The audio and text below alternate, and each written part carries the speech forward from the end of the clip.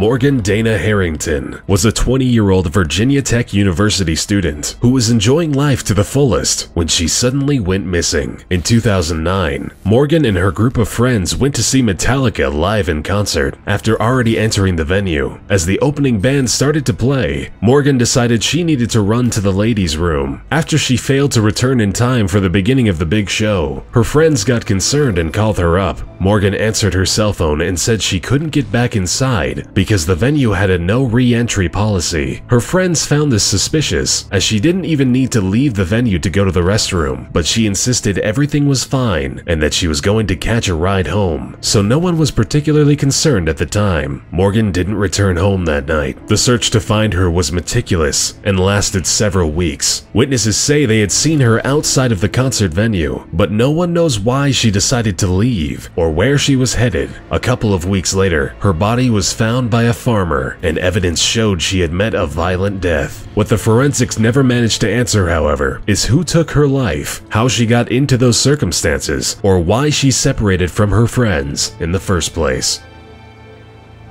In 2002 in California, Evelyn Hernandez was found dead. Her body had washed up in the San Francisco Bay, with her torso cut open and the 9-month-old fetus she was carrying inside removed. Hernandez went missing 2 months prior, and the gruesome discovery of her body did not offer any answers to the circumstances of her death. However, the public widely speculated that her murder was connected to the murder of yet another pregnant woman, which occurred the same year. The highly publicized murder case gave way to wild theories about the murders being connected to satanic rites and devil-worshipping groups. The theories of both a serial killer on the loose and a satanic group were proven wrong when the husband of the other victim was found guilty and sentenced to death row, with the major suspect proven innocent of that particular crime. Hernandez's case was left a mystery. To this day, it remains unknown what exactly happened to her, how she met her end, or what happened to the baby she was carrying.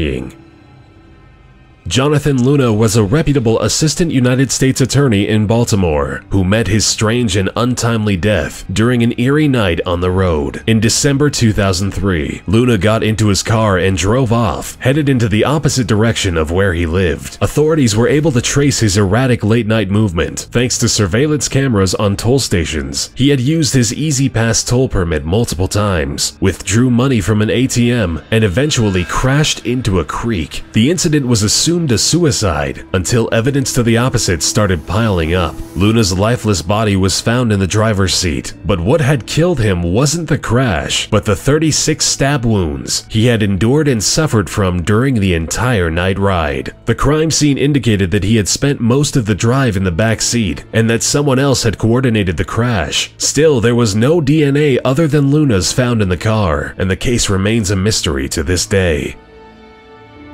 Shannon Gilbert was an escort who disappeared in 2010 after claiming that her life was in danger. Shannon was at a client's house with her pimp waiting for her nearby when she suddenly ran outside, frightened and hysterical, claiming that someone was after her. She ran away from her pimp and erratically called the police and told them that someone was planning to murder her. In the early hours of the morning, she woke up a completely random man banging on his door and screaming that she needed help, but ran away from the man shortly after he promised to keep her safe and call the police. Shannon disappeared into the night, never to be seen alive again. Her decomposing body was found in a marsh not far away from where she was last seen, and the official cause of death was an accident. Based on the evidence, the police assumed that in her hysteria, she tripped and fell to her death. What was making her so frantic and why she was so frightened that night remains a mystery.